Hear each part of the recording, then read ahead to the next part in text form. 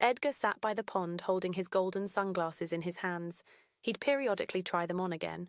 He'd mumble prayers that this power was just a dream until he'd see a duck, turtle, or minnow and see their thoughts. After some hours, he was accepting this as reality when his best friend Ruby yelled to him. He quickly pocketed the golden sunglasses and waited for her arrival. Ruby and Edgar, along with a couple other friends, were known by students, staff, and teachers as the Super Nerds.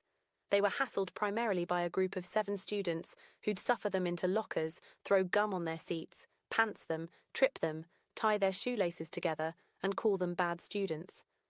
The pond was a place where the Super Nerds could escape reality. Edgar, although perturbed himself by this morning's revelation that he could see thoughts with his sunglasses, sensed Ruby was unsettled herself and pressed her to tell him what was bothering her. She refused and requested they sit in silence at the pond. With trepidation, Edgar reached into his pocket and put on his golden glasses and looked right at Ruby. He saw Ruby think, "He's your best friend. You got to tell him, but he'd never understand you can make the earth quake with a burp. You might hurt people if you had to prove your power."